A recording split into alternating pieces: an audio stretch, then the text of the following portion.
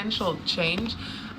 You are on edge right now. If you continue like this, you might burn out. So if you feel no motivation at the moment, it's not a surprise you don't feel any motivation, because your reserves are being depleted. 432 on the timer.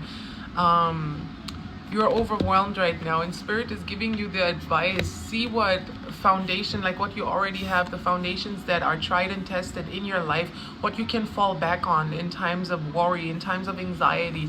For example, what I always do, and also put up your boundaries, is what I'm hearing. You can't handle it all alone. You're objective, you know what needs to be done, but that doesn't mean that you can do it all by yourself. And what I always do when I'm in a depressive rut, because I don't want to talk about my mental history, but when I'm in a depressive rut, I have 5 basics to fall back on. You have to shower at the very least. You have to get out of bed. Only use the bed for sleeping. Don't sit on the bed for more than 5 minutes either. That's gonna end up biting you in the leg.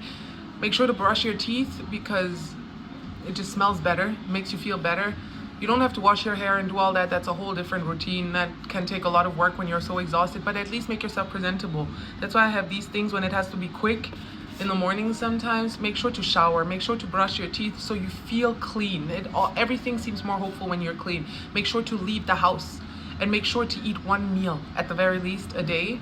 1 meal, it doesn't always have to be nutritionist, like filled with nutrition, but it would be better if it is. 555 on the timer. Just make sure to fall back on the resources that you have no matter what. It's like the generator power. Make sure that you always have a generator. If the light goes out, that the shit still keeps running. Otherwise, you're gonna suffer from burnout. And more often than not, it's kind of like the wheel of poverty. Being poor, being burned out, and you will have to give even more energy if you keep going. But if you just do a little every day, the chance of you burning out is much slimmer, and that means you can also endure longer. Because I think for you, you're more worried about the longevity of the situation. If you'll be safe, if you'll have security in a few months, in a few years, in a few weeks. For some of y'all, take it as it resonates.